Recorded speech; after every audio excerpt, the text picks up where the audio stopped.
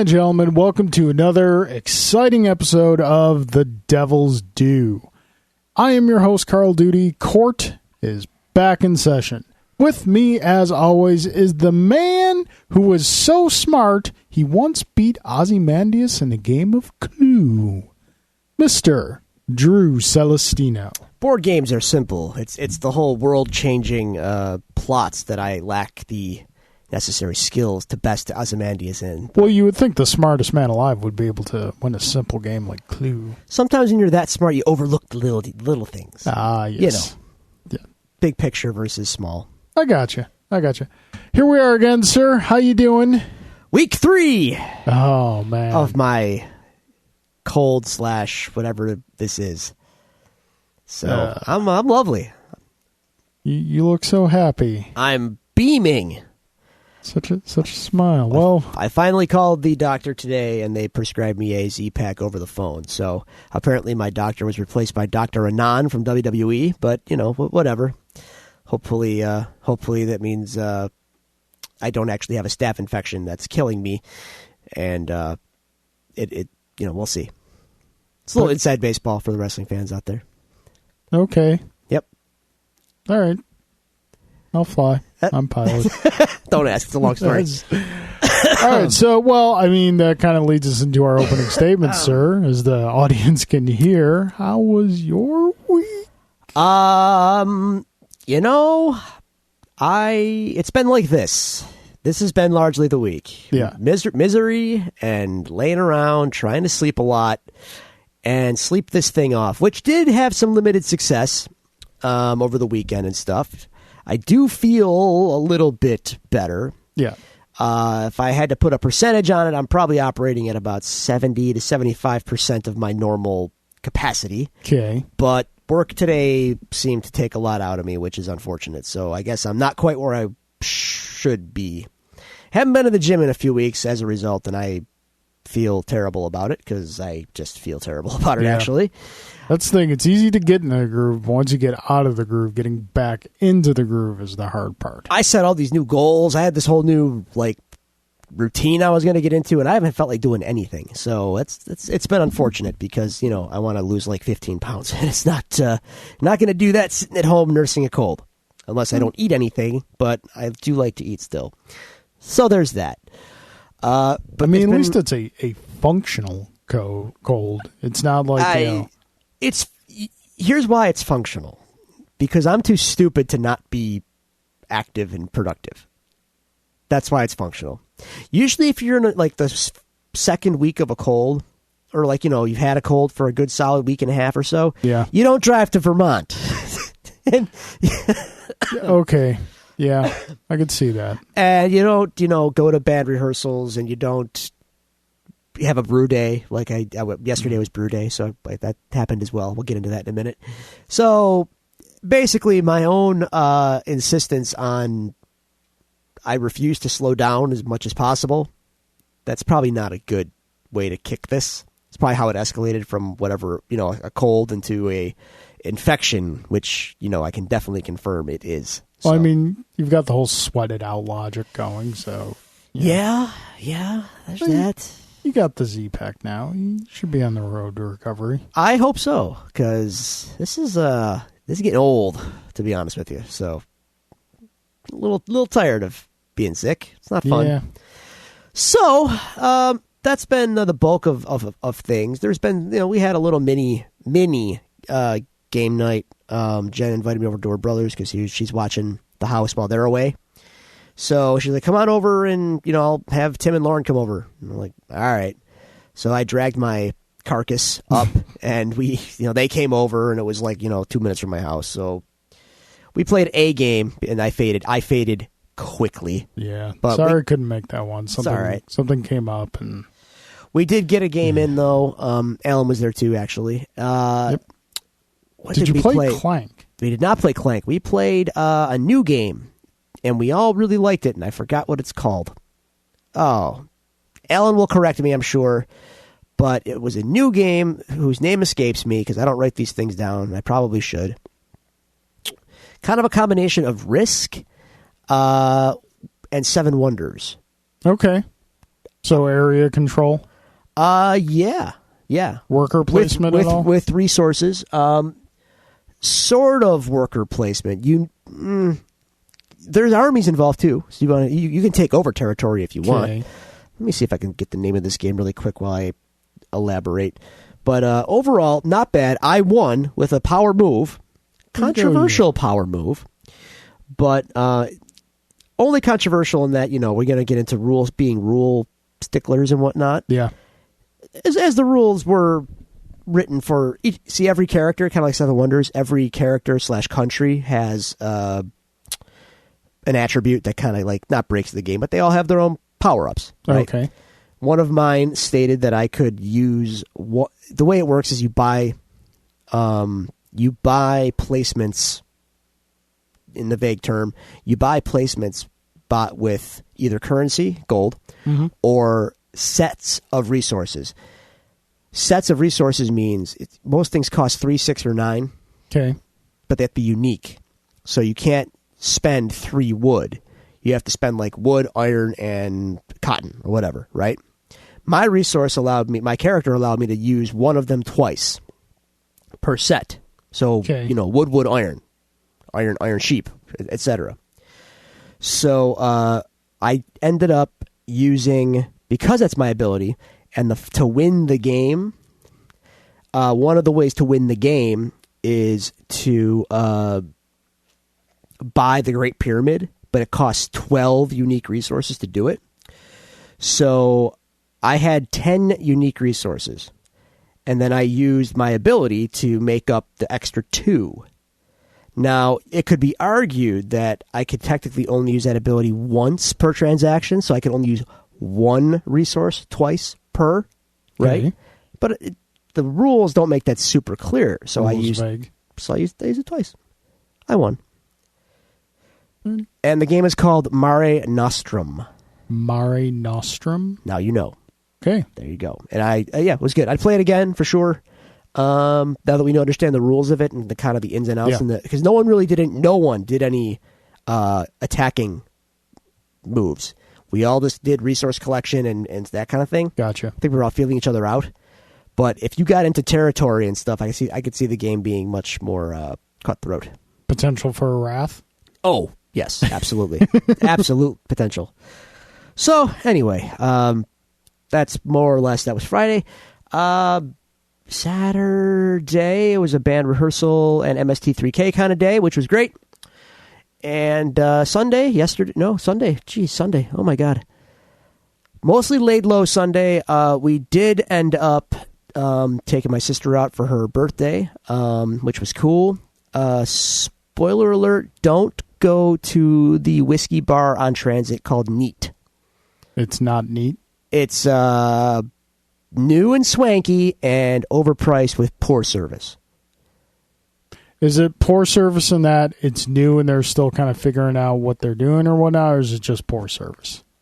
Maybe they're figuring it out, but dining room, it was packed, but I didn't see the waitress too often. Yeah. Oh, and the beer selection was pedestrian, and they kicked 2 kegs of beer I actually would have drank because they didn't anticipate being busy on opening weekend, apparently, in Buffalo. In beer. Strike. Anyway. So they're not very neat. No. I don't recommend. And the food for what you pay was a little meh.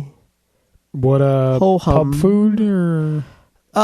They have wood-fired pizzas. They've got a decent app selection and a fair. They got burgers and they got a fair entree selection. But I mean, I wouldn't say anything on the menu is anything they specialize in. I think it's a national chain actually, and I think this is like a new location for them. Okay. So nothing to write home about. It's just a very, again, pedestrian menu. Nothing elaborate. Would you go again after a couple months? No.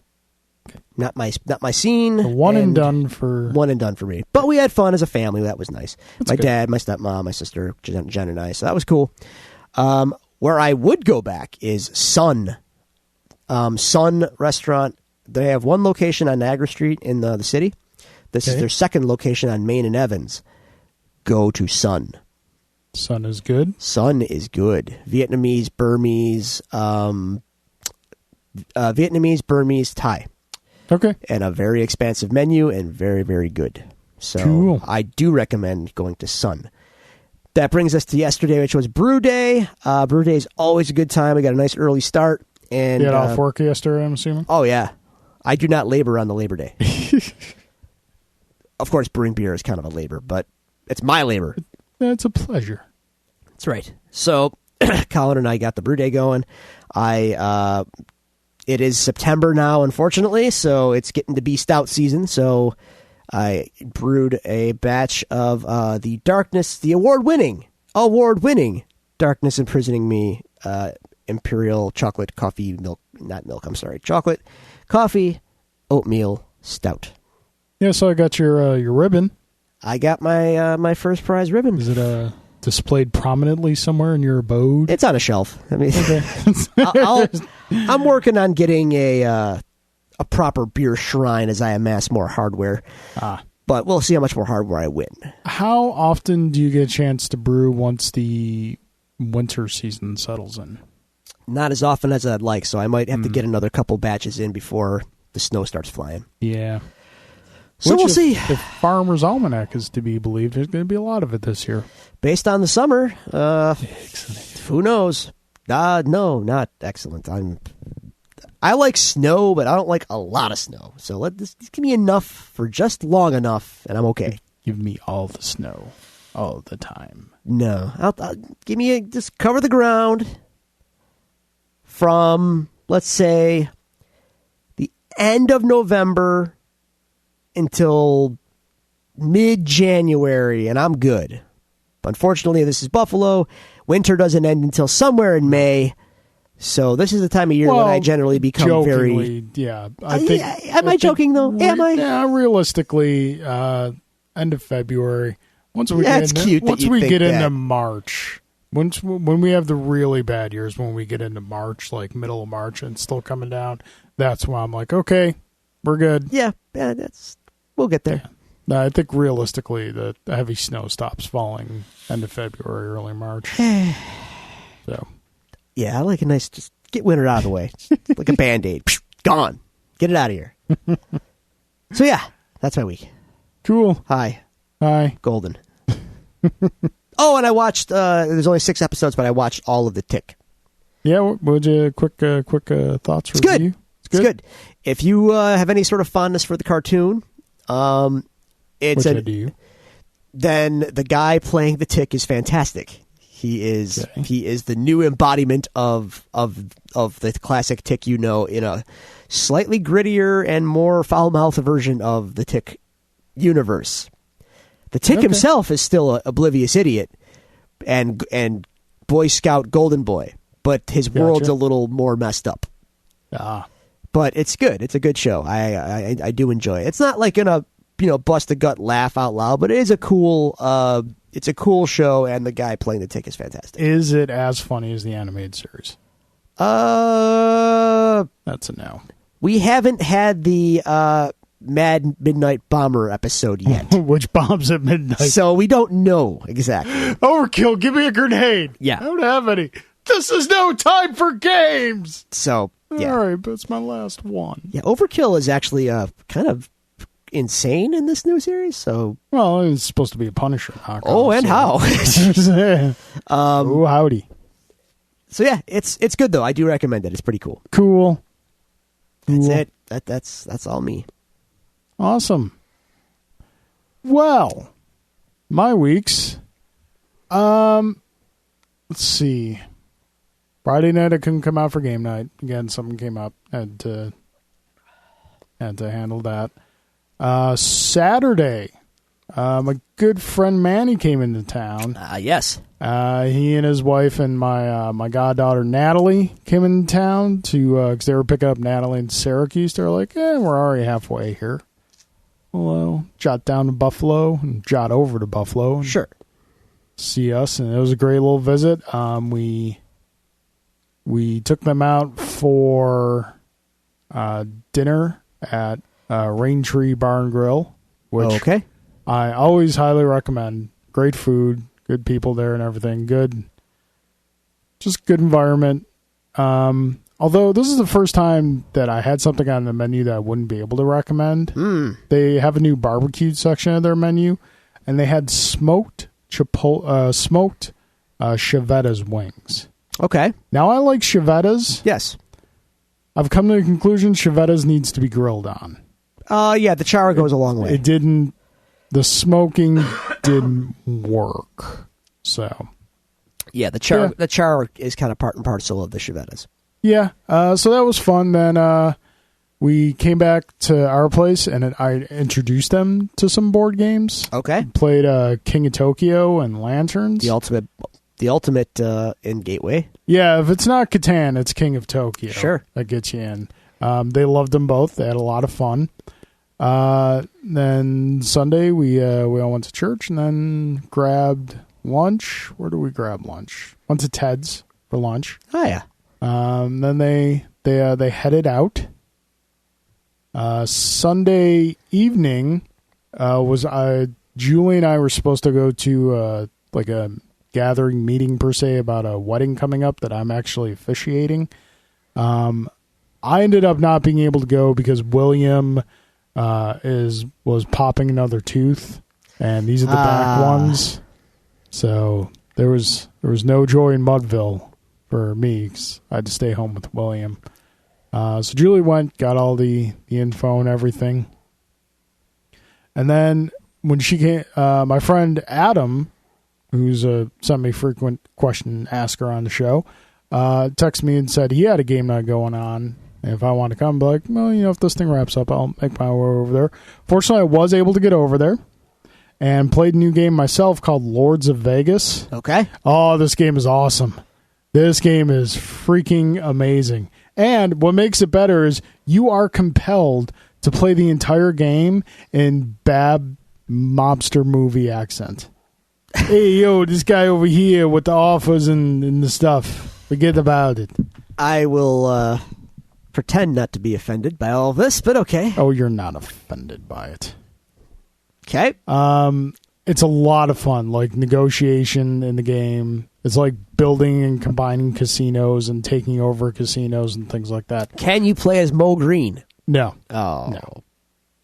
Can you play as Hyman Roth? No.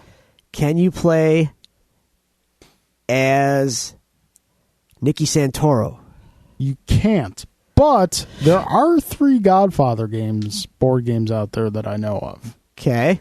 So what about a Goodfellas and or Casino board game? I've never heard of any. I think we need that. Anyway. I think a casino one would probably be better than Goodfellas. I don't know. They could both be pretty good. Actually, as far as the movies go, and I know this is somewhat heresy, I prefer Casino to Goodfellas. Yeah, that's kind of heretic right there. I'm not saying one Heretic. is necessarily better than the other. It's just personal preference. I like Casino better. Here's the thing. People lump Casino, because it was the same cast largely, people tend to crap on it. Like, it doesn't get the same respect as Goodfellas. It's a great movie. It is a great movie. It's definitely a great movie. That's my point. Like, it gets underrated almost because it came on the heels of Goodfellas. Yeah. Both are great. I'd have to give the edge to Goodfellas just because it came first, number 1, and number 2, Ray Liotta is fantastic at it as well. Ray Liotta is great. I would say Casino is a better De Niro performance. Oh, yeah. Whereas Goodfellas is a better... He's pretty good. Goodfellas is a better Joe Pesci performance. Oh, yeah. But it's close. Well, hang on. I don't know. It's real close because I really like him in Casino. He's good. That's a great movie. It's anyway. A lot of fun. So I played that. Got a round of X-Winging with Adam. And then Monday was just kind of chill, relaxing. Cool. Yep. Monday and chill. Yeah, Monday and chill.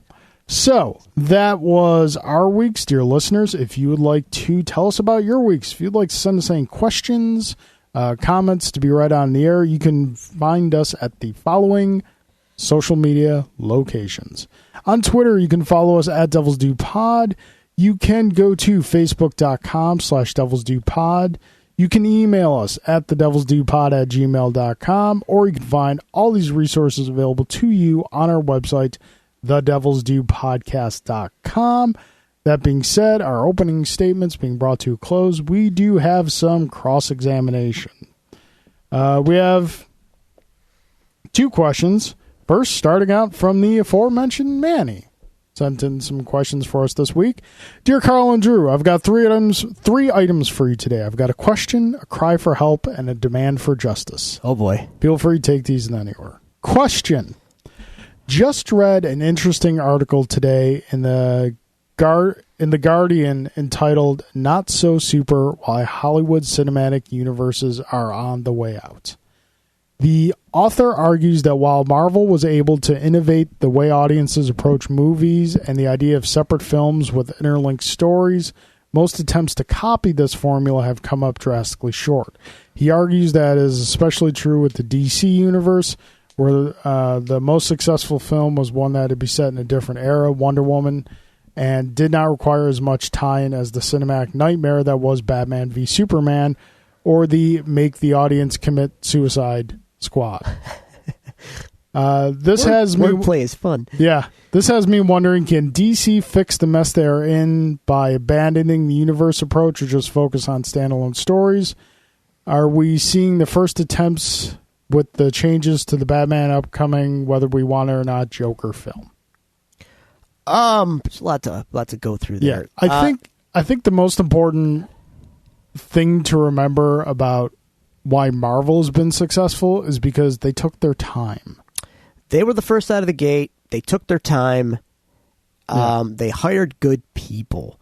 So it started off, I mean, Kevin Feige is the man now. I don't know when Iron Man first started if he was quite still the man in charge, but he might. Someone had the vision. I think he kind of. I don't think there was a Kevin Feige, air quotes, before Kevin Feige. Okay, but I think he kind of like assumed the role towards the end of Phase 1. All right, that's fair then. So someone was steering the ship, and the guys steering the ship at the time, anyway, were the honchos of Marvel Comics, more or less. So Joe Quesada, Bendis.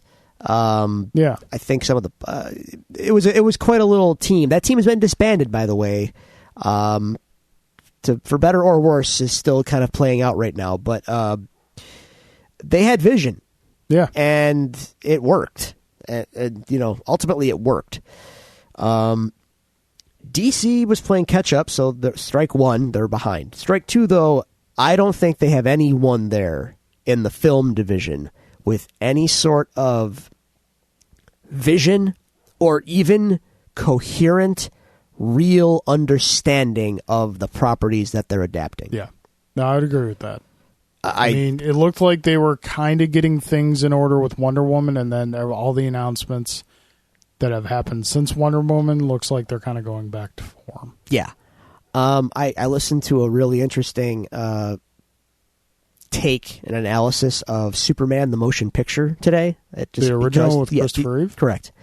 And it's just a dissection of why it's great, why it worked, why Superman needs to be a certain way, why he was that way at that time in his cultural meaning and significance and the era in which he was formed and the world that he kind of needs to live in order to function. And it's basically everything that makes that movie work is why Man of Steel and Batman vs. Superman are terrible, because you take Superman too far out of the things that make him work, and he's broken, and you can't fix him. Yeah. So if you don't understand Superman, you don't put him on screen. You can put Superman in a modern world, but you have to keep him Superman. Yeah, I mean, that's easy to say. I'm getting like the interview or the analysis is kind of interesting. So basically, here's Superman's de facto position. Superman is good guy, right? Yeah. He is the defender. He's a guy who sets things right. He is not a guy who let's see, how do I put this? Superman needs to inhabit a good world. When bad things happen, Superman fixes them to restore good. You with me so far? Yeah. Okay. Man of Steel and Batman vs. Superman take place in a bad world. And Superman is not there. He is no longer a defender. Now his character is now in a place where he has to be a proactive agent of change as opposed to a defender. And Superman in a bad world makes him out of place. He's no longer the defender of the good. Now he is this outside agent of change. And it doesn't work as well because the world he lives in is full of cynical, terrible people. Why would they have any reason to want him to help them? Whereas in the good world, everyone admits that it's good, and when bad things happen, they need Superman to restore the good. And they love him because he is the defender and the restorer of the good. In the bad world, everyone's bad. Everything is bad. Superman is rubbing up against it all, but people don't necessarily realize it's bad in world. So what is he? He's this outside agent working against things that they know. It's a weird analysis, and I recommend checking it out if you can find it. I think it's Movie Bob. He's a pretty known YouTube movie critic. Check it out. It was an interesting listen anyway. I think there are some valid points there. I think, however, like if you were to take the Christopher Reeve Superman and put him in the Man of Steel world, he would still be that Superman. He would still be that good Superman. Like one of the as bad as like Superman 4 was, one of the things it kind of did right was kind of showing Superman learning that it ultimately has to be by example. He can't fix a world problem like that by himself. Sure. He can't like disarm nuclear weapons from every country by himself. I think that in a world like Man of Steel, you have to show Superman. I mean, obviously you show him in a macro sense, tackling the big like world-threatening issue, but to really drive home the point of Superman, you show him on a smaller scale, doing smaller things that have a bigger impact. It's also about beautifully in this picture I came across on the internet. I think I mentioned it once to you before. An artist did a picture of a small child who has a physical disability, and they have a walker, and Superman is just knelt down hugging the child. And when you look at the picture, you can almost hear the picture's done so well that you can hear the dialogue of the child saying, "I know you can't help me, and that's okay." But he's there regardless. I think that's how you get Superman right. You can put Superman in the darkest, bleakest, baddest world that you can think of, and he's still, as long as he's still that beacon of hope and goodness, then the character works. Batman just stopped giving him guns with cars with machine guns he plays a game of Spy Hunter with in one scene. Batman's got a lot of problems too. Yes. But yeah, so DC's, can it be fixed? Now? No. No. Current status, no, it can't. No, it can't. Justice League isn't going to fix this. If they're going to do everything that they've announced in the past couple of weeks that they're going to do, it's just going to end in a flaming heap of terrible movies. But it'll be edgy and violent and sadistic, and the fanboys that like that stuff will eat it up, and they'll insist that everyone else is just a hater, and whatever. Okay. Yep. Sure. So now Manny has a cry for help. As most married men, I am oftentimes forced to sit through cinematic abominations because the lovely brides want to watch something. Lovely bride wants to watch something. Manny the Mormon. I agree to subjecting myself to these because I enjoy coitus. This led to being subjected to a made-for-TV remake of Dirty Dancing. Back in the spring. Months later, I've still not been able to get these horrific images out of my head. I have seen bad movies before, but this made Jaws 3D look like Empire Strikes Back. Oof. I am haunted at night by the ghost of Patrick Swayze. He doesn't say anything and just sits at the foot of my bed and shakes his head at me. Please suggest something to watch that will clear the palate and please suggest something that will get this out of my head. I'm going to say Ghost with Patrick Swayze. I was just going to say watch Ghost with Patrick Swayze. Ghost. Ghost is a great movie. Ghost is awesome. And the wife will like it too. Yes, because it's Ghost. Exactly. And then never watch a movie with your never watch a movie with your wife again. That's my other suggestion to you. So yeah, basically most other things Patrick Swayze related. Ghost, Roadhouse, Red Dawn. It's a good call, generally speaking. Generally speaking. Maybe not Black Dog. Nah, there's a line, but okay. If you can get the wife to watch that stuff with a friend, that's your move. Yeah. That way, let her go have her little movie night with the girls, and then you go do anything else. Yeah. That way, it'll make the marriage last longer, in my opinion. Their marriage is fine, but it'll keep some mental peace and stability. Hey, mental stability is good in a marriage, trust me. Yes. Okay. Lastly, a demand for justice. Uh-oh. I visited Carl and Julie, and more importantly, William, this past weekend in Buffalo. Yes. Drew was too busy to drop by for dinner and meet a fan. I did tell him you were sick. Dude. I demand satisfaction, sir. As penance for abandoning me, one of the following must be completed. Okay. A video of Drew watching Carl play with his favorite childhood toys Drew could never have. B, a rewatching of the trial of the Incredible Hulk. C, did we watch the trial? We didn't watch it. Yeah, that was the one with Daredevil. That was the one with Daredevil. Oh, the trial, of course. Yeah. C, a Devil's Due episode dedicated to Drew giving scene-by-scene commentary of G.I. Joe, The Rise of Cobra. Oh! Or D, free Long Cold Dark merch sent to yours truly. Well, I can make that happen. Yeah, we can do a few of those things maybe. We'll see. I might be able to watch The Rise of Cobra again if I get to just do like a bad movie night critique of it. Yes, but turn the mics on and just watch me either break all over again, or throw some scorn on this trash heap that is G.I. Joe: Rise of Cobra. It's been a while. It's been a long time since you. I think the wounds have healed. I think. Snake Eyes did have lips. He sure did. Because, the guy who doesn't talk, he should have lips on his costume. Yeah. All right, so... Lorenzo de Bonaventura, everybody. Producer extraordinaire.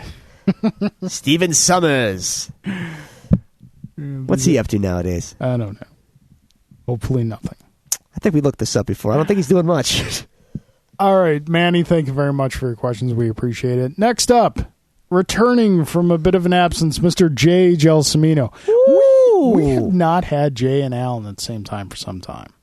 This seems wrong. We have not had the Pan Am connection.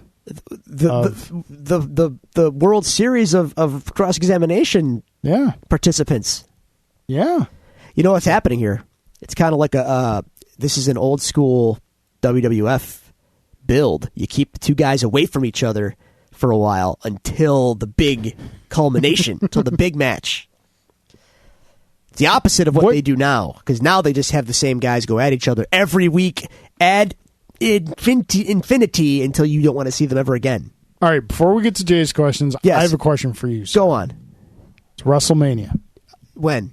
No, I'm just saying. Oh. It's WrestleMania. Okay. Jay and Alan are in the main event against each other. Okay. What match do you set for them? What do you mean? Like, is it just standard straight up match? Is it tables, ladders, and chairs? Oh, cage match? What stipulations do you want? What are we setting up for them? But these two, I don't know. That's a tough call.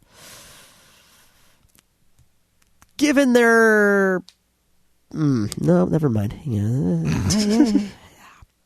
All right, I'll read Jay's questions while you ponder. Ice cream on a pole match. What? It'll make sense later. All right. Okay. Excuse me. Carl and Drew. Early reviews for Inhumans are not very good. Yeah, I've heard it's fair. And that's as best as that's the best I've heard. Do you think the folks at Marvel may finally get the point that not even a teleporting dog can help this franchise? Maybe. It's tough to say because Marvel hasn't had, like, yes, we are not crazy about Iron Fist, and Iron Fist received like majorly negative reviews. Sure did. And we'll see how you could say that's kind of Marvel's first misstep. And you can see how they may fix that in season 2. But Iron Fist is different from Inhumans in that Iron Fist doesn't follow a year-by-year schedule.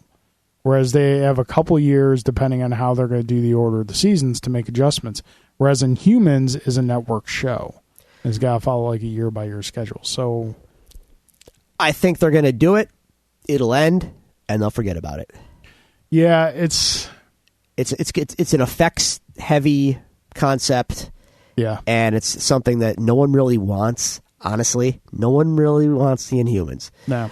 And if it's not good, like if this series doesn't give them a really good reason to want the Inhumans, that's it. Just put it to bed and never try again. And they shaved Medusa's head. What's one way to get her on the budget cuts or with her hair effects and all that, which looked like crap anyway. So anyway, I got some. I have weird feels about things in Marvel going forward. I think they have some behind the scenes things going on. Well, I mean, we have no reason to doubt as of yet. I've got a lot of reason to doubt the Inhumans. I mean, I think there's we've said things happening behind the scenes. As far as television or cinema or the whole house. I think with each year that goes by, I think the demand and the mandate to make Marvel whole becomes stronger. As far as like Fantastic Four and things like Everything. X-Men, Fantastic Four, Spider-Man, all of it. And I think if I'm Marvel, I got wheels in motion happening somewhere. Yeah. I mean, because you want your toys back. Yeah. And they've got the muscle to do it. And I think other studios are smart enough to know, as we said before, fans don't just want any old thing. They want a very specific thing. I don't want Fox's Fantastic Four movie. I do want Marvel's Fantastic Four movie. And I think Fox might know that. So I've become very indifferent to Fox's X-Men films. Sure. But, they used to be enjoyable, and now they're just meh. Rumor has it that one big piece that Fox wants, and now you're seeing it come to fruition. For a while there, the talk was that Fox and Marvel wouldn't play nice together because Fox really wanted TV rights for the X-Men, which Marvel controls all their TV rights exclusively. Yeah. I mean, what have you been seeing coming out lately? There's 2 X-Men shows on television right now. There's Legion, which I've heard nothing but good things about. I mean, it's not even initial quality, just Legion, and what else? And The Gifted. The Gifted's not coming out, right? Yep. So that's 2 X-Men shows coming out. That's kind of funny, considering Marvel historically did not do those sorts of things. Yeah. So Fox seems to have rights to X-Men TV shows now. I wonder what else is going on. Was a little deal made somewhere where Marvel said, okay, we'll let you have your little TV shows. Give us the Fantastic Four back and don't tell anybody. Again, this is totally unsubstantiated. I'm just throwing it out there because for a while that was the talk, that Fox wanted TV rights for X-Men and Marvel wanted something in return. Yeah. What did they get in return? I don't know, but we'll see. I hope.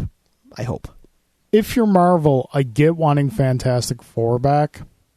Are you trying really hard to get X-Men back, film-wise? Just because it's such a big world in and of itself. As a fan, I understand if they wanted to keep them separate, and I wouldn't necessarily begrudge them that. Yeah. But if I'm Marvel, I'm still thinking about, I want all my toys together. Okay. Period. All right. I want Wolverine rubbing up against Spidey once in a while. You know what I mean? I want Magneto to show up and have a face-to-face with Doctor Doom at some point. Yeah. That kind of thing. Okay. All right. So, question for Carl. I've recently purchased a PS4. Congratulations, Jay. Jay, blowing my mind right now. Besides Uncharted, any other good game suggestions?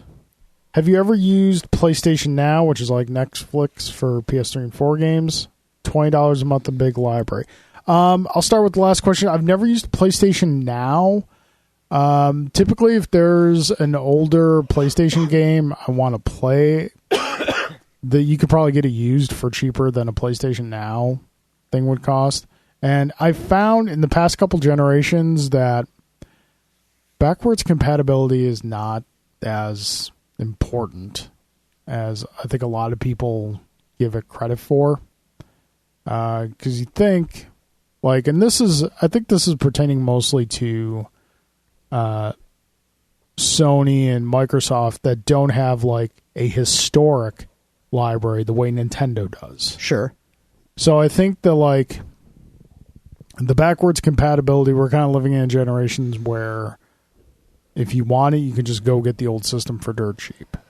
Like there are few times that I really made a point beyond the first couple months of owning the system of playing previous generation games on like PlayStation 2 or 3. Well, because you got a steady stream of new stuff coming out. But when you do want to go back and play the old stuff, it would be nice to have the option. Yeah, it would be. I mean, I still have my original first-gen PlayStation 3 that's fully backwards compatible. With 2. I mean, thing sounds like and 1. Yeah, right. Yeah. Thing sounds like a jet engine taking off PS3 after grill. 10 minutes, but no. So, yeah, I mean, I would first find a good chunk of games that you legitimately want to play from previous generations before you plop down the money for PlayStation Now. It's a cool service and all, but I think it's very player-dependent on whether or not it's for you. As far as good games I can recommend, definitely Horizon Zero Dawn. Trying to think. Battlefront 2 is coming out. Battlefront 1 you can get dirt cheap. If you like first-person shooters, Titanfall 2 is absolutely incredible, and all the downloadable content is free. Batman Arkham Knight is great. Trying to think what else. I know there are others that are just not springing to mind right now. Because I will be the first to admit, as much as I enjoy PS4, it was a long time before they got going on the games. All I can offer up with my PS4, and if you do like first-person shooter games and you don't want to play online because, you know, competitive online can be kind of a cesspool. It's called a mute button. Whatever. Doom. Doom should be mandatory for all gamers to play. That game is phenomenal. It's on my Mount Rushmore of games. It is legit as they come, and I'm sure you can get it pretty cheap right now, and it is a romp and a half. That game rules hard. Hard, son. The soundtrack rules real hard, and the game itself is legit. It is the most refreshing first-person shooter I've played in a decade, if not more. Cool. No more crouch to health. No. No more linear path to the exit. No. No. You're going to go fight some people, and they're going to hunt you. So you better move. You better find a health pack, because you dying. Doom. Doom is life. Doom is good. And, of course, Windjammers. Just came out 2 weeks ago. $15. It will be the best $15 you ever spent. Wow. I've spent a good $15 in my day, sir. It better be good. All right, Drew. Yeah. Since Mario is no longer a plumber, what dream job would you give him? This is something we're actually going to do some news. Okay. What dream job would I give him? What dream job would you give him? I mean, he's already had all the dream jobs, so I mean, you know, he's a doctor. He plays tennis. He plays soccer. He does it all. He's been at the Olympics with Sonic of all people, who didn't deserve to be there. I mean, yeah, Mario's already been everything. So, you know what dream job I'd give him? Mario can be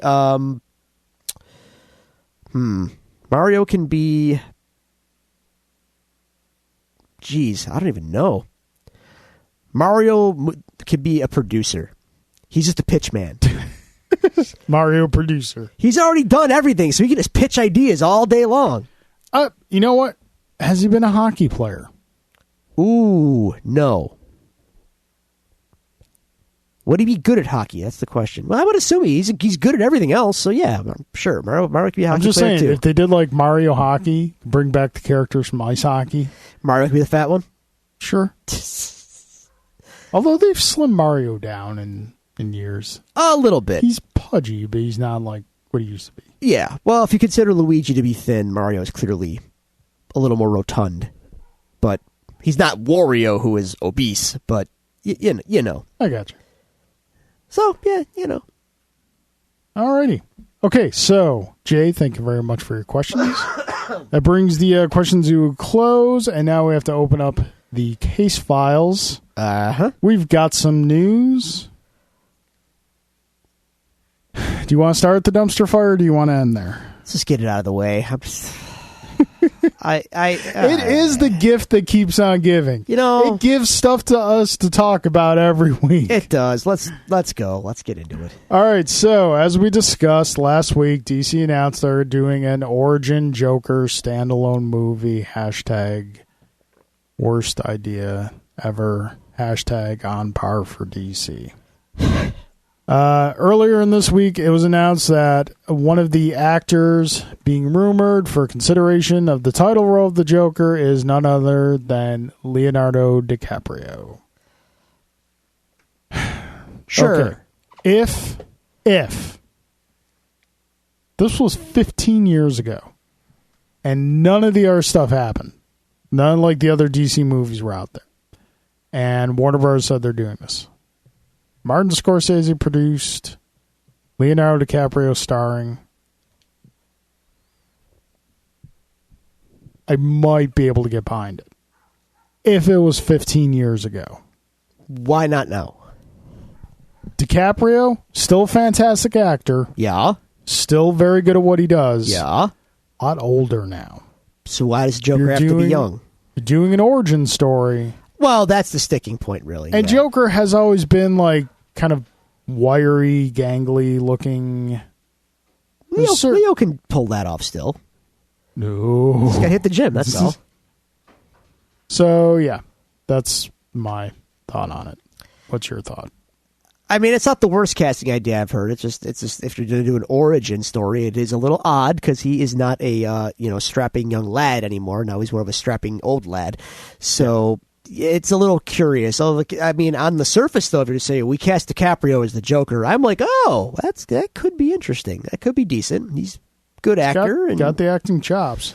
He can play manic and crazy and unhinged pretty well. So, but. Yeah, whatever. So I was listening to a different podcast today, and they were mentioning this.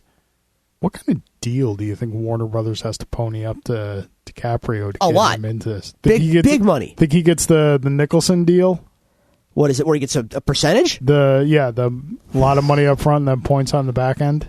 Oh, why would they want to do that? I don't know. That seems to be folly, in my opinion.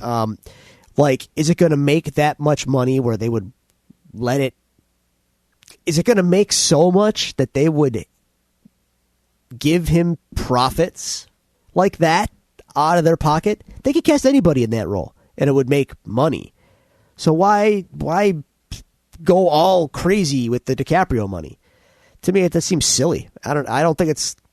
That movie's getting It might be a desperation move to reestablish credibility in their eyes. Obviously that doesn't work. I'm saying I'm taking their perspective of thinking from it. Let me. That's stunt cat. I mean, that's a stunt. That's just a stunt. I don't buy it. It seems silly. Pay someone half as famous, less than half as much. How about that? Yeah. I mean, honestly, people are still going to see it. So, I don't know. I have no. Is that the only dumpster fire news we have? That is the only dumpster fire news we have. All right. I'm noticing there are dumpster fire news stories that make us laugh, and dumpster fire news stories like this one we're just kind of ready to throw up our hands and be like, here's one for you. dumpster fire related. Did you hear the rumor who's going to play Shazam? No. Okay, let me ask you this. Who is in talks and allegedly still playing Black Adam? The Rock. Do you want to know who's they have in talks? Rumor, allegedly, again, rumor, to play Shazam. Give me a minute. So, guessing it's in our... Is it John Cena? His name is John Cena! All right, give me a minute just to kind of visualize. Thrice in a lifetime. Visualize. He's got the chin. John Cena looks like a superhero, so I could see it. Give him the right hair. You kind of, as Shazam, you kind of have to ham it up because it's a kid acting old. Which is John Cena's character in a nutshell. An overgrown child. I don't hate it. It makes me eye roll. Don't get me wrong. There's a cringe factor, but I'm like, this is the best we can do. There's worse to be had. Sure. That's the rumor. You could do better. You could do worse. That's the rumor. I don't know. Whatever. Right. So in terms of the whole dumpster fire phenomenon, though, man, I'm actually just at a point with all of it where it's the reporting either the reports need to stop or fans need to stop caring about it, because it's just like all the reports, it just seems like it's mass insanity and indecision over at Warner Brothers, where to me it's just like, you know what, crap or get off the pot with all this. I don't care anymore. I just don't even care. You guys don't know what's going on. You know what you're doing. My ears are now plugged. La la la la la. Talk to me when you've got some concrete plans, and then we'll talk. In the meantime, well, we're doing this Joker thing over here, but maybe not. Then we're doing this Joker thing over here, but maybe not. And Fleck might be out, but maybe not.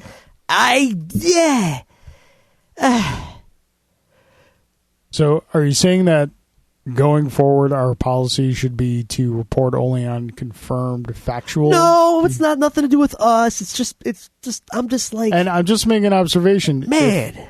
It's almost exhausting keeping up with all this, basking in this warm glow that is the fire. I think they're probably trying to say, okay, we need as many news cycles for us as we can get. Take away from Marvel as much as we can. Marvel's just they got their feet up on the desk. They're less like, look at them scramble. You go ahead. You're adorable. Oh my God. Yeah. Just come up with a plan. Yeah, no, I agree with you. And make it happen. In the meantime, it's just sad. It's just sad now. Like I was kind of laughing at the fire, and I'm just kind of like, oh God, just put it out. Just put it out. We don't need another Springfield tire fire. Just extinguish it now. It's burned too long. Yeah. Stop. He's already yeah, it's dead. like that. Like, oh God, man. Oh yeah. Well, look at it flail. Like I said, it's the gift that keeps on giving. When is Justice League coming out again? November. I ask this every week. When's that coming out? November. Let me ask you a question, because I think something else comes out in November, does it not? Thor Ragnarok. Okay. Which one makes more money? Oh, Thor. What? See, that's a head scratcher. I think Justice League makes more money. You would think that. But you have to think that. Thor's going to be the better movie. Well, that's a guarantee. It's not that Thor's not going to make money. Thor's going to make money, and Marvel's going to be happy with the money that Thor makes. I think Thor's going to make a lot of money. Justice League is going to be one of those, this is what we've been waiting for films ever since, like, the first. Yeah, because of what it is. It kind of has to make money, but, like, God, I would just laugh. Not laugh. Yeah, no, I'd laugh if it underperformed and Thor, like, made more. Yeah, I think Thor will... That would please me. I think Thor is going to be like what the first Guardians was. Little because bigger hit than expected? The two Thor films previously are admittedly on the weaker end of the spectrum of the Marvel films. Sure. They still did well. They still did well, but they're also like the films that people cite when they're talking about, quote unquote, bad Marvel films. I don't think they're bad. Yeah, I know. I just think they're on the weaker end of the spectrum. Sure. So I think you'll have a lot of people not going to see Thor right away for that reason, but then once word of mouth spreads, just like with Guardians. Guardians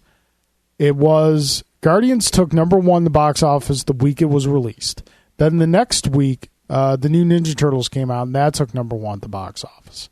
And then Guardians took over number one the week after that and held it for like 3 or 4 weeks. See, I feel like the reaction to Thor has been nothing but positive so far.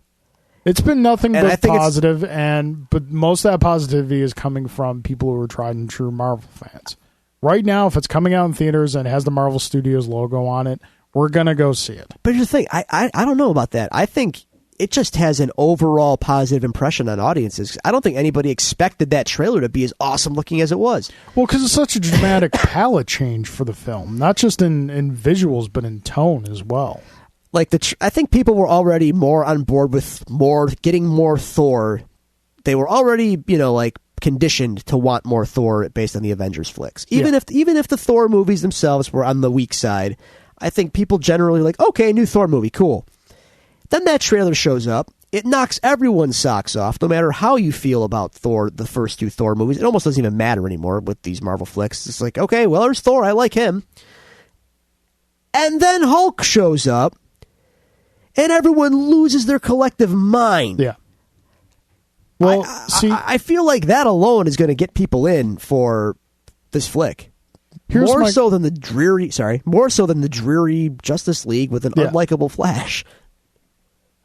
Here's my question. Does Thor get a sequel if Loki doesn't hit big? How do you mean? Like, do you think, character? Do you think if Loki didn't pop the way he did? Yeah. Do you think they make Thor 2? Yes. Okay. Oh yeah. Every one of those characters, every one of those movies was getting a sequel regardless. Okay. All right. I was just because the reaction. Justice League is November 17th, and Thor. I think Thor might be the first week of November. I'm checking right now. Man, I would wish they would go head to head. God, that would be hilarious. See, I don't think that would benefit either one of them. It wouldn't, and they would never do it. They're just going to take money from each other. Exactly. I know they would never do it, but God, that'd be funny if they did. I mean, I believe Thor would. This is really a conundrum. Yeah, I really feel like this is a conundrum. Yeah, and we're in my basement now, so my internet is taking very long. Thor is taking so long to load up. Wow. Yeah. Underground, whatnot. Where's your router? November 3rd. The 3rd. November 3rd. Okay. Okay. Well, so all right. That's that. All right. That's a dumpster fire. Okay, so Drew, as mentioned in Jay's question, Nintendo officially announced this week that Mario is no longer a plumber. Yeah. Well, I mean, what are your thoughts on this? Being the biggest Nintendo fan ever. Well, you got to look at Mario as a whole. He started off as a carpenter, technically, before he had an official name. So he wasn't originally a plumber to begin with. He was Jumpman, and he was a carpenter, because Donkey Kong's levels all take place on construction sites. So then they made him a plumber once they shifted him to underground with Mario Brothers. Not Super Mario Brothers, but Mario Brothers proper. The original Mario Brothers, which was a pipe-based, similar to Donkey Kong kind of game. Yeah. And then pipes kind of got carried into Super Mario Brothers, into the Mushroom Kingdom. And since then, Mario has been a plumber more retroactively than actively. So, yeah, there's pipes in the Mushroom Kingdom, but Mario doesn't exactly fix them. He kind of traverses them. And since then, he's been, like we said, a doctor and a soccer player and a kart racer and all this other peripheral stuff. I doubt Princess Peach has him fixing toilets. You know what I mean? I mean, he's got the skill set, so it does come in handy. I guess. I feel like the whole plumber thing has kind of just been like a... like, to me, his origin will always be he's a plumber from New York. Like, it's just part of who he is. But to kids today, that probably doesn't make any sense because they don't have the background on Mario. But in our pop culture growing up, that was Mario's origin. Like, he was a plumber from New York who got sucked into the Mushroom Kingdom. It's out of the manual from Super Mario Brothers. And then, later made more whole, in America anyway, by the TV show, the cartoon, and even the movie, which carried it as well. As bad as the movie is, that's the direction they went with. Yep. Nintendo can say what they want. He's still a plumber to me. Let's not pretend Mario has a real hard canon either, so, Given how pipes are used in the Mushroom Kingdom, should you find yourself in the Mushroom Kingdom, yes, would you be comfortable sitting down to drop a deuce? Because you could be sitting there and all of a sudden piranha plant generally comes up out of nowhere. You'd want to look at it for a minute to see if one does come out or not. Okay. And if it doesn't after a few seconds, you're good. You might get sucked down into another dimension while dropping a deuce. You might warp, for all we know. Yeah. But generally, just look before you squat is all I'm saying. Okay. All right. But the thing about this also, and the thing to keep in mind, again, canon in Mario is like very... Is there a canon? I know there's a very defined canon for Zelda. Even Zelda is fluid. If you... It's all... Nintendo's very pick and choosy with their canon, okay? Yeah. They're games. They're not really... This new game is the canon. Kinda. It's whatever the new game is, that's the canon. Yeah. That's kind of... Even Zelda with its timelines and all this business. But yeah, whatever the new timeline is, whatever the new game is, that's the new canon. Ganon bad, Link, Zelda good. Okay, cool. Gotcha. Mario is even more fluid, and if there was a theory that was posited a long time ago, Super Mario Bros. 3. Think back now. Yep. How does the game open? You put it in the system. You push the power button. What's the first thing you see in Super Mario Bros. 3? The curtain's going up. Curtain goes up. Good call, right? Yeah. The levels. Remember how the levels were kind of like the platforms, and some of the levels were like they look like they were like bolted to the background, kind of like there's some kind of set. They're saying Mario's a play. Super Mario Bros. 3 is a reenactment of the events of Super Mario Bros. 1, arguably. Actually, no, it's not arguable. Shigeru Miyamoto, the creator of Mario, later came out and said that, like, think of the Mario cast as an acting troupe. And every game is them putting on a performance of that particular course of events. All right, sure. So Mario is whatever you want him to be. Effectively, he's an actor. Super Mario Bros. 2 also had, like, the curtain look and whatnot, but that was not technically a Mario game.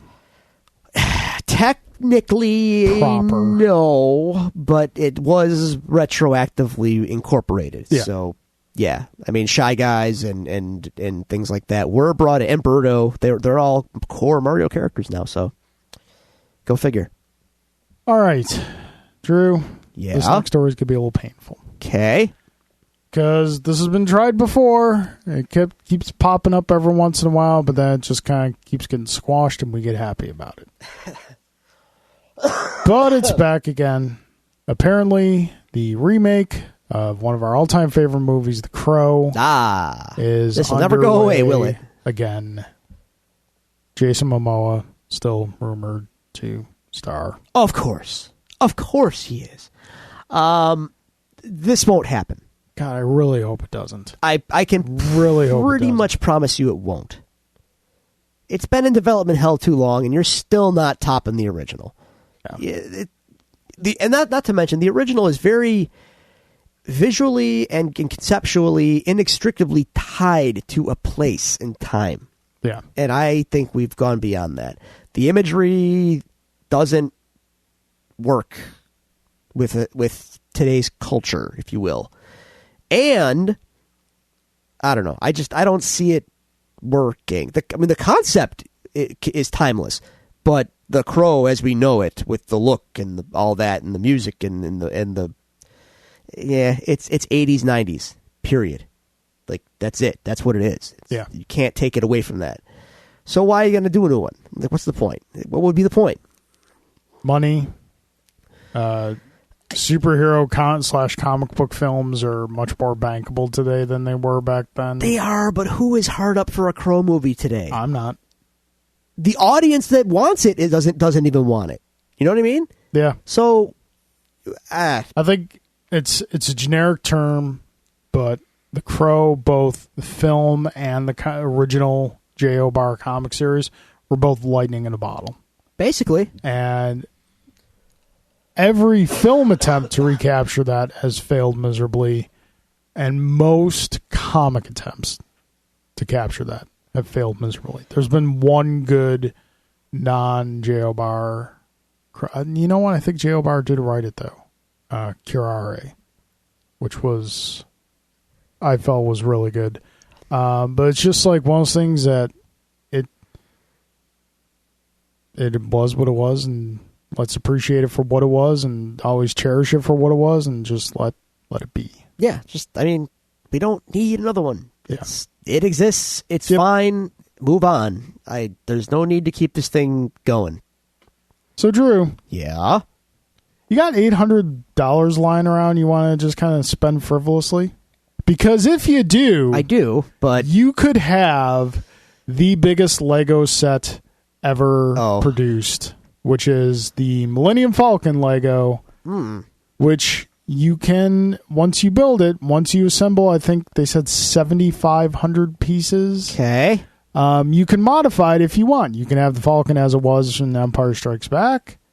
You can use a little Han Solo figure that has the mask on and some little Lego Minox and whatnot. Yeah. Or you can have the Falcon for what it was in The Force Awakens with the rectangular radar dish and old Han and Chewie and Rey. So the difference you're saying is basically two pieces.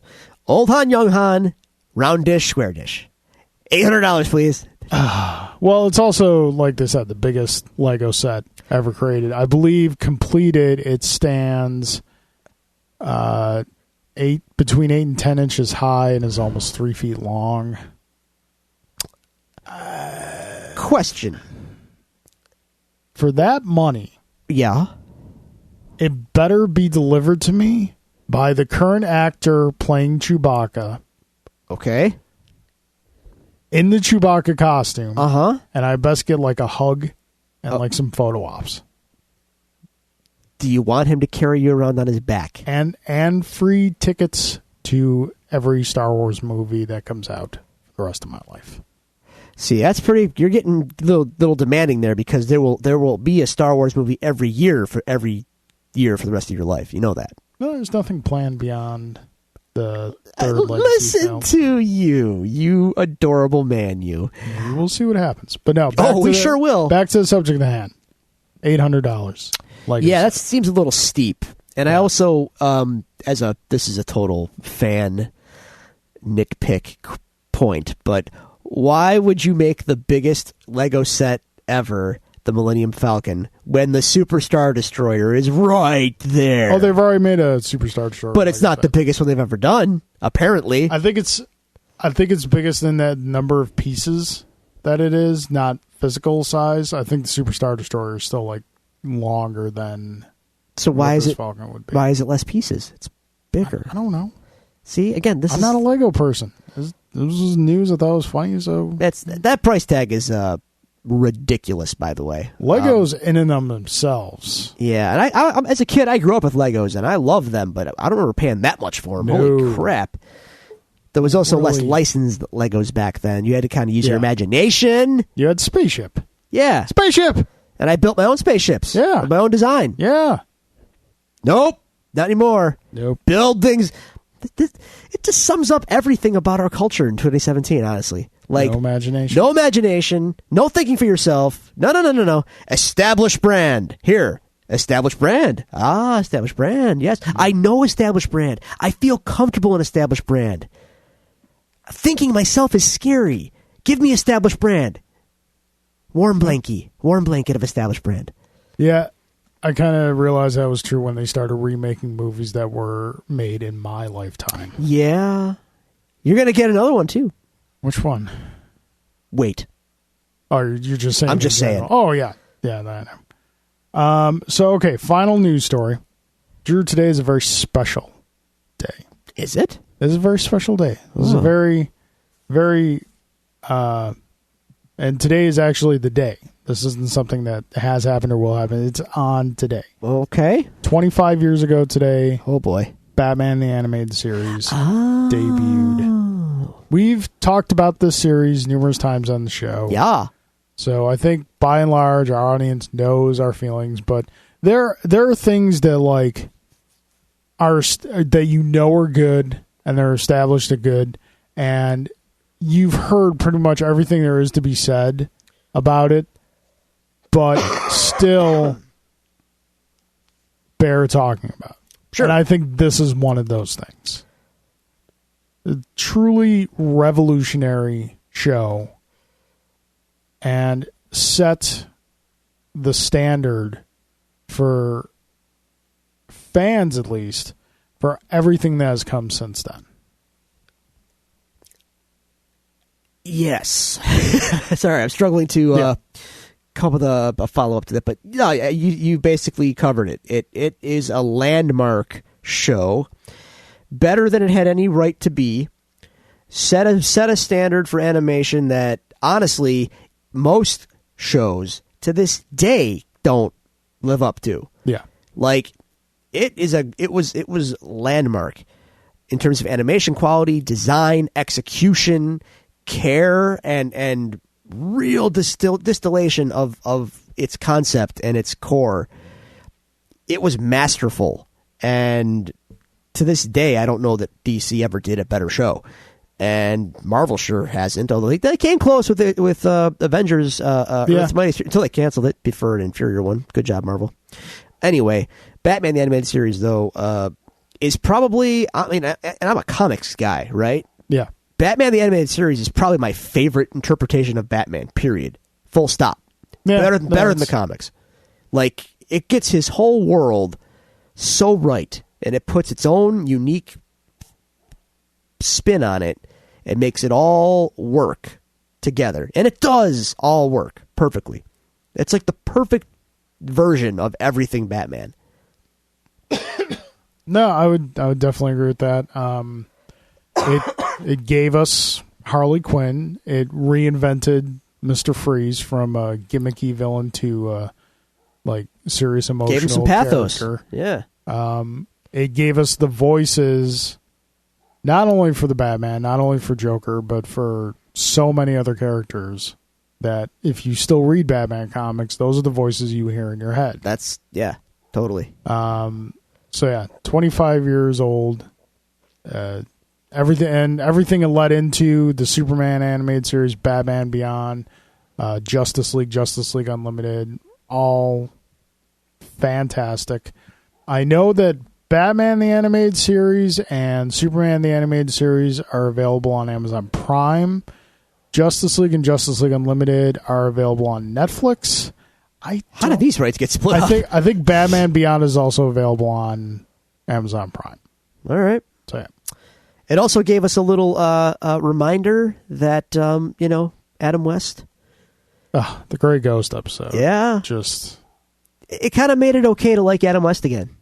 It did, because there was that period in the Burton afterglow where it was like 60s Batman sucks. Yeah. He can't be joke. And animated series like no. We owe him. And we're gonna pay homage to him in canon with our Batman. And that was the thing that he credited with starting to get him work again. Was that episode? That's great. That's awesome. So, yeah. Fantastic show. Go 25 years. I'm old. 25 years. Oh, Lord, I'm old. I am older. But Drew, yeah. Let us go now to something that will make you feel young again. Will it? Like when the world was new and full of possibilities.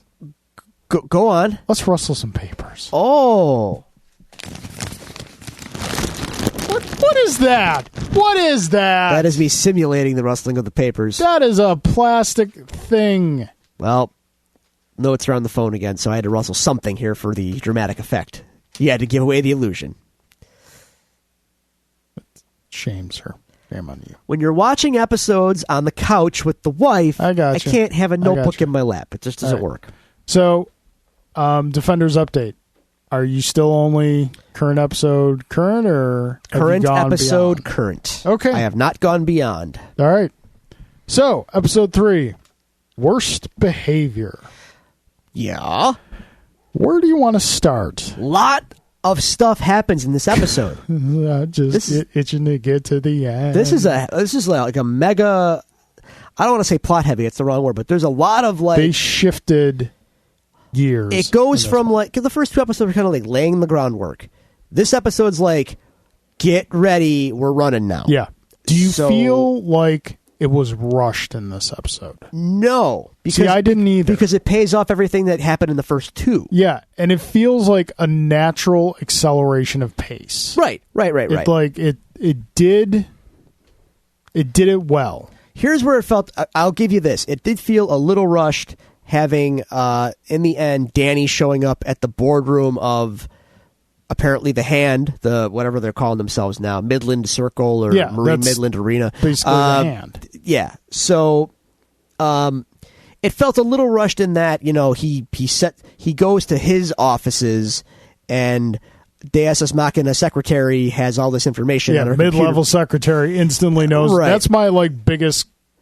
Yeah, that check was a little against the episode. Mid-level Secretary instantly knows what the Hand is. Right. That's a little and then he goes to the boardroom and Alexander happens to be there with whatever. So yeah, I can see that being, a nitpick on it, but overall all the other developments in it were solid and founded on what they've established in the first 2 episodes. Yeah. So I was okay with all that. Also, something else I have to point out, and I have it and I have lots of question marks next to it.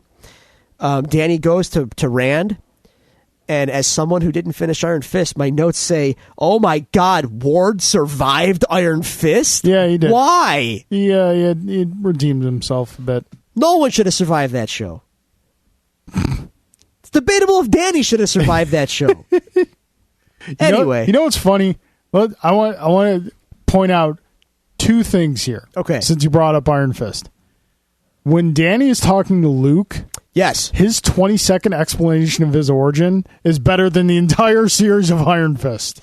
Yeah. Not only that, the fight at the end is better than any fight we saw in Iron Fist. Yes. I feel like Marvel already got rid of the showrunner from Iron Fist. They should do more than that. They should somehow make this guy pay for having ruined Iron Fist. Spite him. Spite this man somehow. Yeah. I know that sounds really terrible. I And know. I'm jesting, but man, because here's why. In this show, Okay. Danny's still kind of annoying, but way less so. And diving right into it, I'm just going to tell you what I really liked about this episode. Put Danny and Luke in a room together, and suddenly I'm having fun. Yep.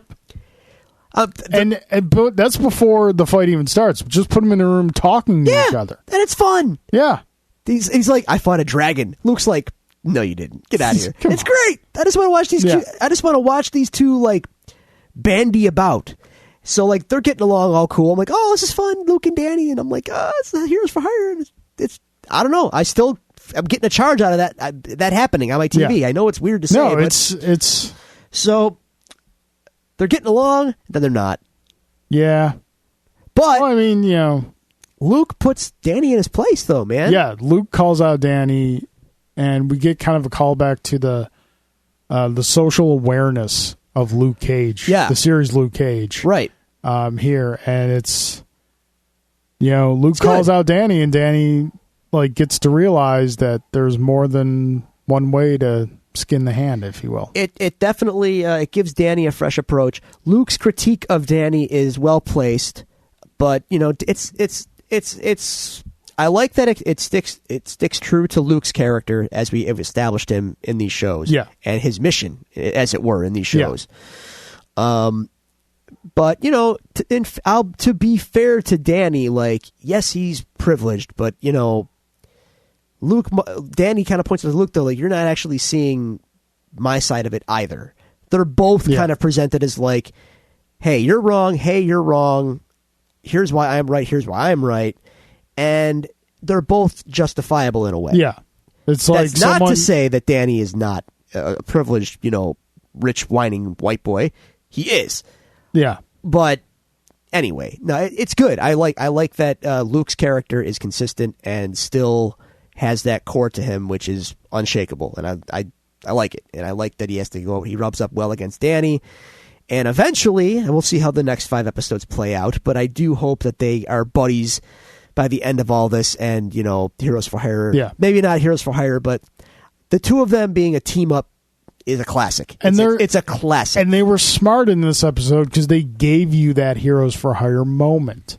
That moment before Jessica and Matt showed up where you had that couple quick beats where it's just Luke and Danny. Yeah. Yeah. And it's just like, I got my notes, just big bold letters, Heroes for Hire. Yeah. And we're finally getting that payoff. Right. And I like that Luke is still nursing a sore jaw in the beginning of the episode from when Danny hit him. And Ian Claire's like, you're hurt? What happened? And as soon as Luke says glowing fist, you know, clicks in Claire's head. And then, you know, the girls have to put the boys together to learn how to play nice. So, but let's jump back a little bit. All right. What do you think of the opening of the show? Like how they did Elektra's chocolate syrup resurrection? Kind of neat. Yeah. Kind of gross. So like she's back, but she's like dumb, I guess. Like she's not all there. Well, there's probably a kind of a jolt to being brought back to life. It seems like she's kind of an amnesiac, which makes me wonder. Clearly, though, not because her fighting skills come back, but it's kind of like, what's the point of bringing her back to be your weapon if she doesn't know anything anymore? Well, I mean, and this is one of the ways where it's just you kind of hashtag because magic. Yeah.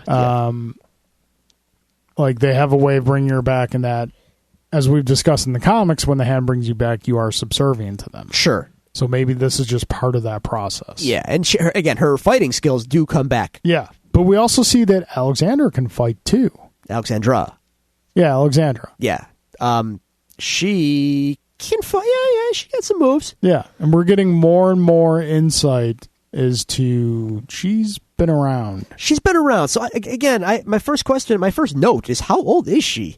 Number one. And number two. Well, she talks about Constantinople. Right. And the guy's the like. familiar. Right. So she's old. Yeah. And apparently. And she's the head of the hand. She's old. She's the head of the hand. She's been around this long and she's just getting cancer now? Don't spoil anything. I'm not going to spoil anything. All right. These are the things this is what's going through my mind watching the show. So I get you. We'll see where all this goes. What did you think of her? We see towards the end of the episode when she shows up. I don't want to say costume, but outfit redesign. It's fine. It's got the red sash in the front. Yeah, it's fine. I have no real hot takes on Elektra's costume. I was just curious. Yeah, it's good. I was a little upset when she's walking through that little armory with Alexandra, and when she's still like training or whatever. Yeah. And she sees the size, but she doesn't take them. She takes those other weird 2-in-1 swords instead. The size are right there, man. It's your thing. It's like your gimmick. It was her thing. I Part see. of the old life. I see. Okay, fair enough. So. Stick. Oh, Stick. Well, don't let it ever be said that Stick is not a man of conviction. He's a hand surgeon. Wow. So Stick cuts his own hand off to escape. Yeah. To protect Danny. Yeah. Stick, buddy. It's not really worth it. At least not yet. I'm sure it will be later on, but for now, Danny as we know him, I'm not sorry, Danny. I'm not cutting a hand off for you, buddy. You're on your own here. Would you cut a pinky finger off to get out of cuffs? For Danny? No. It's predominantly useless digit to begin with. Well, for you maybe. Guitar player. Yeah, you know. My right one might be expendable. My left, though, I kind of need. Okay. So, yeah. Excuse me here. Stick slices off his own hand to escape the hand. That's like a thing. They did like a thing there. Yeah. Jess is getting her investigation stuff going on. Yeah. I like how the show kind of gives everybody it's either smart or cliche. I'm not sure how you want to look at it, but to me it's pretty smart. Everybody gets to like use their niche well in this show. Jess's investigation, Matt doing his legal stuff, Danny doing Danny things. Danny good, Danny. And Luke, being the man on the streets, the social conscious kind of guy. So I like how they do all that. And Matt is sent to Jess by Hogarth, even though I was confused about. Matt is sent to Jess by Hogarth by proxy through. But Foggy. she wasn't going to be charged anyway, so why was he even there? Just to kind of prevent her from getting into any further trouble, I would guess. Okay, I'll go with that. Yeah. Then we get that little following sequence, which is interesting. Matt had to know. Here's my question: Matt knows things. Yeah. Matt's got senses. He's smart. He's smart. How did he not know that she pulled the tables on him? Turned the tables on him. That she was behind him. I think if he's tracking her by footsteps.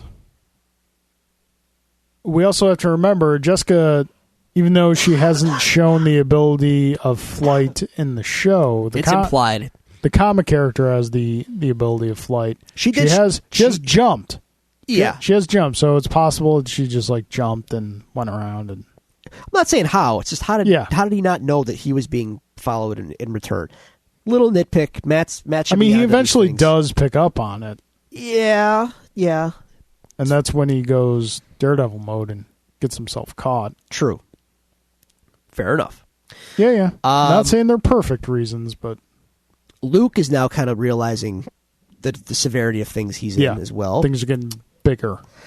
So the kid that he was trying to protect knows he's basically going to get killed in prison because the hand, Deus Ex Machina, the hand. So now Luke wants to know what's going on with all this business, and that's kind of how he gets pulled in. Kid dies, killed in prison as he predicted. Yeah, that kind of brings us. Yeah, that brings us to all of them coming together into the boardroom. The scene with the mother is so heartbreaking. It is. Yeah, it is. So all of our heroes are now kind of brought together. Yeah, and they're all fighting together. There's a hallway. Yeah, there's a hallway fight. It's not as nearly. It's a hallway fight. It's no Daredevil season 2 hallway fight. It's not even the season 1 hallway fight. Season 1 episode. Well, 2. Season 2 is pretty strong too. It's good. Season one's better. Yeah, it left the impression. But season 2, upon rewatch, was pretty savage. I'm not saying it wasn't. And not to mention, in season 2, we got not one hallway fight, but two. We got the Daredevil hallway fight where he fights in the hallway, then the stairwell. Then we got the Frank hallway fight in prison, if you remember. So will we get 3 in season 3? Hallways for everybody. But no, this fight is just... It's everything we've wanted to see since Daredevil. More or less, sure. And of them. It was kind of like the camera panning shot in Avengers when they're finally all together. Yeah, and then like this was that, but with a lot more butt kicking. I'll give it that level of credence when I've got Matt and Danny in costume. Yeah. So I won't hold my breath because I know they don't want to put Danny in costume for reasons that I don't understand. But anyway, yeah, cool. Everyone's together. They're fighting. They know what they're up against now, and we've got 5 more episodes of this to go. Yes, I'm enjoying it. I've seen some mixed reaction to it online. I'm avoiding spoilers, so I don't know the specific gripes people have with it just yet. So I'm going to wait to finish it, and then I'll do a little back backtracking and see what the harps on it are, and I'll see if they match up with anything that I come up with. I don't have any major hot takes on the show thus far, so